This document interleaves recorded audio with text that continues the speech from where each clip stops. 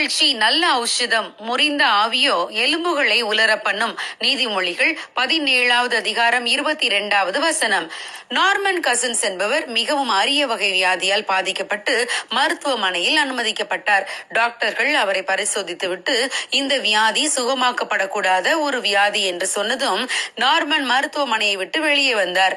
தன் வியாதியை குறித்து சிந்திப்பது தன் உடலில் எதிர்மறையான விளைவுகளைத்தான் உண்டாக்கும் என்று அறிந்த நார்மன் வியாதியை குறித்து சிந்திக்காமல் மனமகிழ்ச்சியாயிருக்க முடிவு செய்தார். எனவே மருத்துவமனையில் இருந்து வீட்டுக்கு சென்றபோது வேதனைகளை மறந்து மனம் விட்டு சிரிக்க தீர்மானித்தார். அவர் 10 நிமிடம் மனம் விட்டு சிரித்த பின்பு அவரால் வலியின்றி 2 மணி நேரம் தூங்க முடிந்தது. நாளடைவில் அவருடைய வியாதி கொஞ்சம் கொஞ்சமாக குறைய ஆரம்பித்து முற்றிலும் குணமாகிவிட்டது. நார்மன் கசின்ஸ் சுகமடைந்த விதம் New England Journal of Medicine என்ற பத்திரிகையில வெளிவந்தது. அவருக்கு உலகம் முழுவதிலும் 3000 மருத்துவர்களிடமிருந்து பாராட்டு கடிதங்கள் வந்து குவிந்தன. ஆம் பிரியமானவர்களே, நாம் நம்முடைய வியாதிகளையும் குடும்ப பிரச்சனைகளையும் நினைத்து கொண்டே இருந்தால் அவற்றின் தீவிரம் கூடத்தான் செய்யுமே ஒழிய அது குறையாது. ஆனால் அதை மறந்து மனமகிழ்ச்சியாய் இருக்க கற்றுக்கொண்டால் அதுவே நமக்கு ஒரு நல்ல மருந்தாக அமையும். ஆகவேதான் மனமகிழ்ச்சி நல்ல ஔஷதம் என்று நம்முடைய வேதம் கூறுகிறது.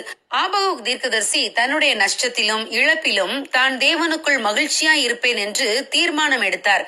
அவர் தன் அத்திமரத்தில் துளிர் விடாமல் போனாலும், திராட்சை செடிகளில் பழம் உண்டாகாமற் போனாலும், ஒலிவ மரத்தின் பலனற்று போனாலும், வயல்கள் தானியத்தை விளைவியாமற் போனாலும், கிடையில் ஆட்டு மந்தைகள் முதலற்று போனாலும், தொழுவத்திலே மாடு இல்லாமற் போனாலும், நான் கர்த்தருக்குள் மகிழ்ச்சியாயிருப்பேன், என் ரட்சிப்பின் தேவனுக்குள் களி கூறுவேன் என்றார்.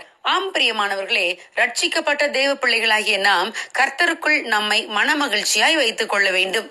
அன்னாள் என்ற பெண் தனக்கு பிள்ளை இல்லாததினாலே மிகவும் வேதனைப்பட்டாள். பெரினாளின் வார்த்தைகள் அன்னாளை மிகவும் மனமடிவாக்கியது. சாப்பிடாமல் அழுது கொண்டிருந்த அன்னாள் தேவ ஆலயத்திற்கு சென்று கர்த்தருடைய சமூகத்தில் தன் இருதயத்தை ஊற்றி ஜெபித்தாள். அதன் பின்பு அவள் துக்கமுகமாய் இருக்கவே இல்லை, மனமகிழ்ச்சியாய் இருக்க கற்றுக்கொண்டாள். தேவன் அவளுடைய நிந்தையை நீக்கி அழகிய ஆண் குழந்தையை அவளுக்கு கொடுத்தார்.